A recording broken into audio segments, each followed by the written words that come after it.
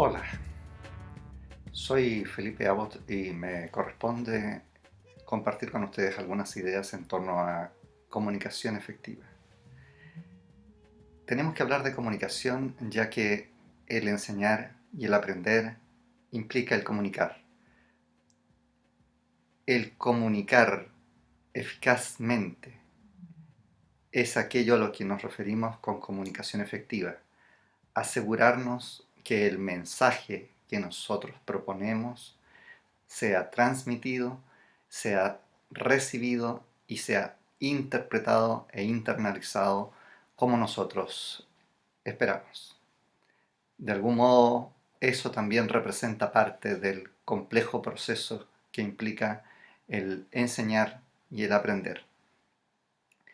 Para hablar de comunicación, tendremos entonces que descomponer algunos de sus elementos, eh, abordando la aproximación más convencional en una primera instancia y reservando algunas observaciones a este proceso en cuanto se refiera al trabajo de comunicar efectivamente en contextos de interacción a distancia o por medios telemáticos, tal y como lo bien representa este medio que estamos usando ahora mismo.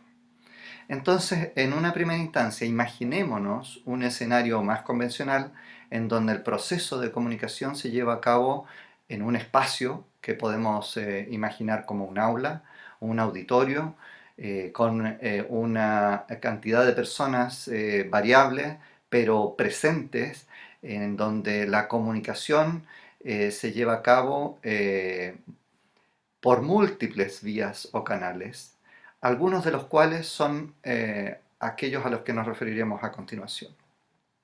Por ejemplo, el primer elemento de comunicación efectiva al que nos quisiéramos referir es la voz.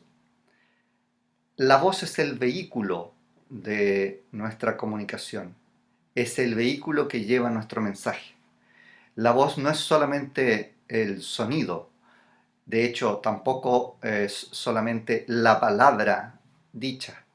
La voz es un mensaje complejo que está integrado por el texto, por así decirlo, de lo dicho, pero también, y no es poco importante, la forma como es dicha. En ese sentido, la voz está integrada, por ejemplo, por elementos tales como la dicción y el ritmo, que le dan más claridad y por ende más precisión al mensaje. Una voz trémula, una voz muy baja, una voz trastabillante, una voz cerrada, con una dicción difícil, entorpece el proceso de comunicación. Una voz modulada, con un buen volumen, que llega a todo el auditorio, no importando dónde se encuentren, que llena el espacio, que genera presencia, es un vehículo efectivo para nuestro proceso de comunicación. Entonces, cuando nosotros tengamos que comunicar, pensemos en el espacio que vamos a ocupar y las condiciones eventualmente incluso de insonorización o de afectación de ruido externo al que pudiera verse expuesto, que amenazan o conspiran en contra de nuestra comunicación por el hecho de que eventualmente podrían enfrentarse, obstaculizar nuestra voz, es decir, que la gente no nos escuche o que nos escuche de modo imperfecto. Asegurémonos de trabajar nuestra voz para que tenga un tono y un volumen que alcance a todo el espacio y que llegue de buen modo a todos los presentes en el lugar en el que se han congregado para nuestra actividad de enseñanza y aprendizaje. Por último, hagamos ejercicios, revisemos nuestra capacidad técnica de comunicarnos, eh, adquiramos destrezas y habilidades específicas en el uso de la voz, puesto que es nuestro principal instrumento no solo para enseñar y aprender, sino que para comunicarnos. Por ende, desde ese punto de vista, cualquier avance y progreso en el uso de nuestra voz siempre se dará en nuestro propio beneficio. En un segundo término, tenemos que hablar de la palabra. La palabra es el texto literal en una primera aproximación del mensaje que nosotros transmitimos. Ahora, no se circunscribe únicamente al texto, sino que la palabra es el sentido del mensaje, el sentido trascendente del mensaje, y que nos obliga a hacer un examen de el auditorio al cual va dirigido y el contexto en el que se desarrolla nuestra actividad de comunicación. Por ejemplo, eventualmente, en el caso de esta experiencia formativa, los auditorios serán muy diversos y podrá existir una situación en que el auditorio, el público, los participantes de una experiencia de enseñanza-aprendizaje tengan conocimientos previos y por ende estén más o menos familiarizados con algunos conceptos particulares de uso recurrente en las materias que nosotros queremos abordar. Aquello permitirá que nuestra palabra sea acogida de modo más fácil, de modo más natural por este auditorio predispuesto a su vez a recibir un mensaje relativamente complejo.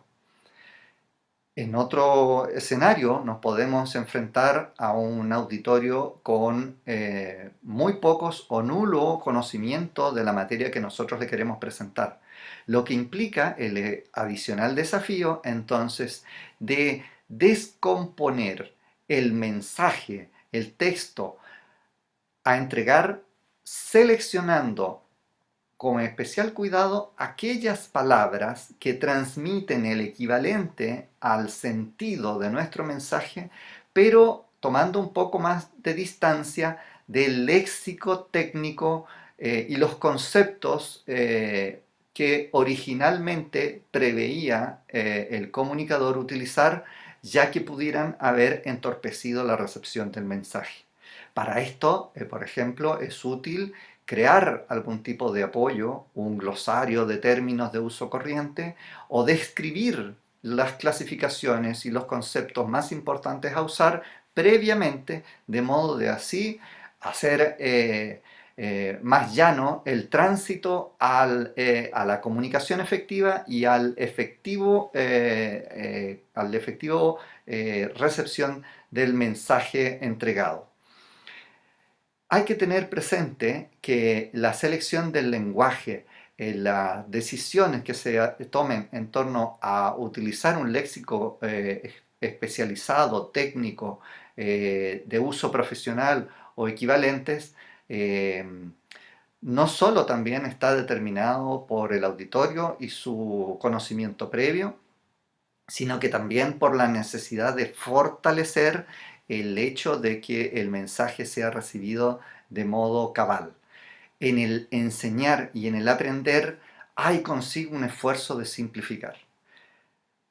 La divina Gabriela Mistral, la gran maestra de todos, ya lo sugería en cuanto indicaba que en el oficio de maestro está el simplificar sin restar esencia. Eso está a la base de la docencia, por ende, eso está a la base del comunicar. Debemos de desprender todo lo superfluo del mensaje para quedarnos con lo esencial, de modo de garantizar que aquello esencial sí sea asido por el receptor de nuestro mensaje y sea aprendido cabal y profundamente. El tercer elemento importante a abordar es el lenguaje corporal. Si hemos visto la voz y si hemos visto la palabra, debemos de entender el proceso de comunicación como un proceso de comunicación que no se circunscribe a los dos anteriores elementos. Cuando nosotros nos comunicamos, lo hacemos de un modo consciente, de un modo inconsciente, utilizando, entre otras cosas, nuestra voz, que es el vehículo que transmite nuestra palabra, pero al mismo tiempo hacemos uso, muchas veces inconsciente, de una batería de recursos que, apoyando el mensaje conscientemente entregado, enriquecen, complementan, refuerzan e incluso, llegado el caso, son el núcleo duro de nuestro mensaje en tanto pueda ser enfatizado, respaldado por una comunicación complementada por el uso de todo nuestro cuerpo. Cuando hablamos de lenguaje corporal, tenemos que pensar en que nuestra voz surge de nuestra garganta y sale por nuestra boca. Nosotros la escuchamos, la recibimos frontalmente, principalmente por la orientación de nuestro aparato auditivo y la internalizamos al reflexionar sobre ella. Sin embargo, este proceso de comunicación no se lleva a cabo única y exclusivamente frontalmente con boca, nariz, ojos y oídos, sino que involucra, por ejemplo, todo nuestro rostro e involucra también todo nuestro cuerpo, particularmente las manos. Cuando nosotros estamos en un auditorio y en un espacio con personas presentes, debemos de echar mano a todos estos recursos, involucrándonos en el proceso de aprendizaje, desplazándonos y apropiándonos del espacio, procurando acercarnos a nuestro auditorio, incluso si fuese el caso, tocándolo y dirigiendo nuestro mensaje a través del uso de nuestros brazos, de nuestras manos, de nuestra mirada, del contacto visual y de nuestro rostro expresando emociones. Dicho esto, inmediatamente se nos viene a la mente los desafíos que plantea el trabajo de comunicar cuando estamos haciéndolo a través de la tecnología. Hemos revisado la voz, la palabra y el lenguaje corporal. Para cada uno de ellos debemos de hacer una reflexión y revisitarlos para determinar qué condiciones se le hacen exigibles para que efectivamente cumplan el mismo rol o un rol equivalente cuando no es el escenario el de una comunicación presencial con un auditorio que está en un espacio en donde nosotros podemos, entre otras cosas, hacer uso de todo nuestro cuerpo y en donde controlamos total y cabalmente nuestra voz. Para la voz, tendremos que asegurarnos que el medio telemático que vamos a utilizar capta adecuadamente y es capaz, por ende, de reproducir apropiadamente la voz del comunicador.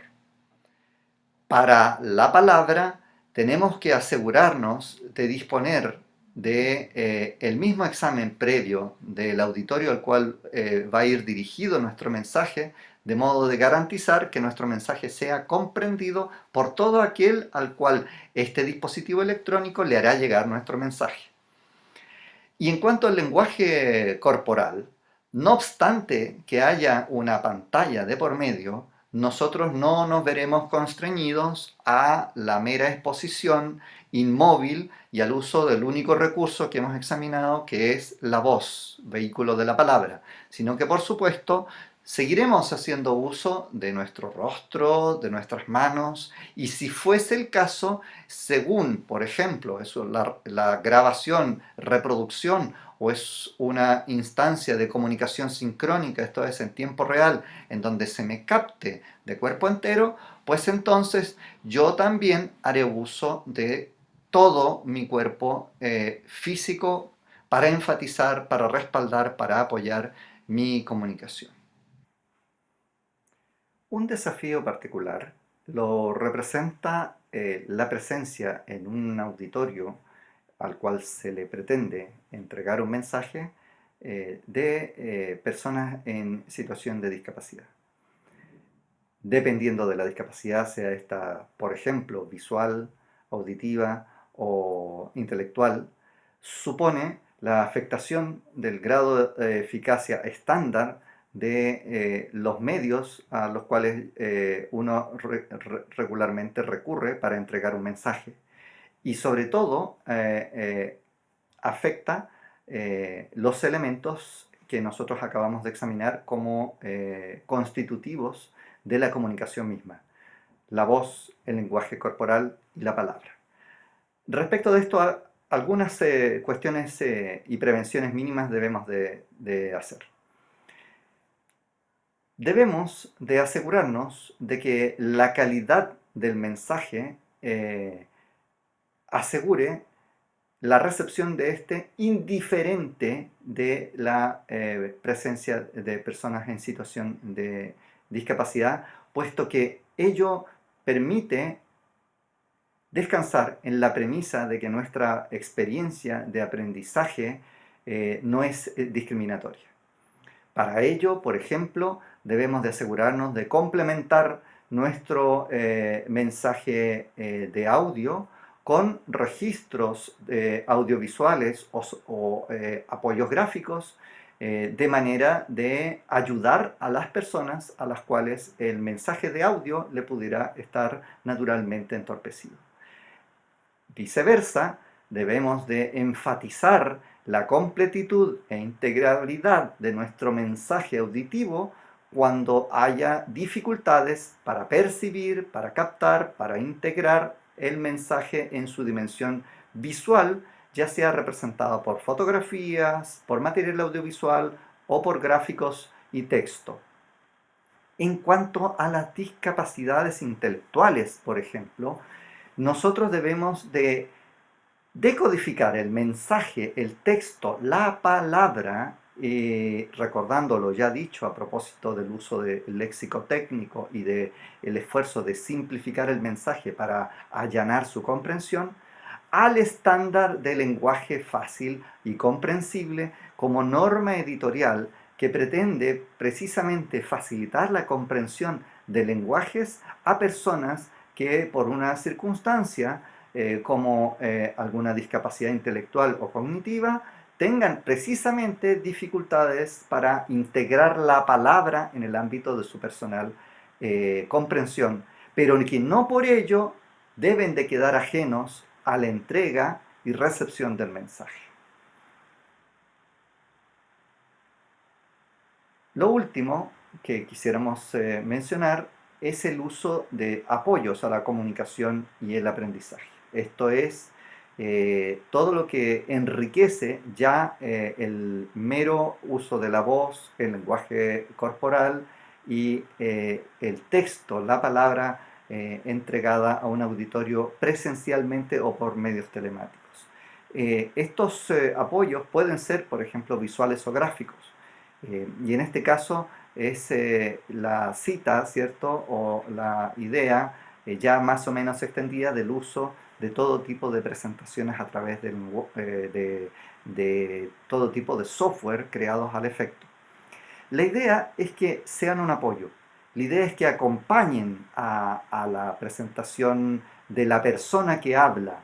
La idea es que refuercen, que enfaticen, que subrayen, pero que no reemplacen ni que reproduzcan íntegramente lo ya dicho, salvo las prevenciones respecto de asegurar una entrega mínima de contenidos cuando una persona, por ejemplo, tenga dificultades para escucharlo. Pero no hay nada que conspire tanto a el atractivo de la presentación de un mensaje que un presentador que lee un texto o que se ve acompañado por un texto que está diciendo exactamente lo que él va diciendo. Ya que en ese sentido, la verdad es que el apoyo no apoya, distrae y debilita. Por el contrario, el uso de imágenes en tanto mensaje en sí mismo rico y complejo es extraordinariamente apto, idóneo para evocar sentimientos, experiencias y realidades para los cuales a veces el texto, la voz, resulta insuficiente. Cuando uno quiere echar mano a las emociones y cuando uno quiere presentar un mensaje especialmente sensible, es tremendamente eh, idóneo el recurso a una fotografía. La fotografía en sí mismo es un medio sensible. La fotografía en sí mismo es un mensaje complejo que se asienta muy profundamente en nuestras emociones. Sirve, por tanto, desde ese punto de vista, ya sea para abrir debate, iniciar una conversación o permitir la consolidación de ideas y el cierre o clausura de una presentación al favorecer la recapitulación de un mensaje complejo con la participación no sólo del texto leído, el texto dicho, sino que el texto sentido, aquello que lo mencionado en la experiencia de enseñanza-aprendizaje generó en las emociones del auditorio que lo escuchó. Una variante del trabajo con medios, imágenes, dibujos, pinturas, fotografías, es el recurso a material audiovisual, imagen en movimiento. Eh, el uso de spots publicitarios, el uso de un fragmento de una película es tremendamente apto, idóneo también para dar inicio a una conversación, para plantear un problema, para dar cuenta de la multidimensionalidad de un fenómeno y para escuchar luego las opiniones de un auditorio en tanto lo que se le presente seguramente no será interpretado de una sola manera por todas las personas allí presentes, sino que les evocará y les provocará distintas opiniones, distintas impresiones.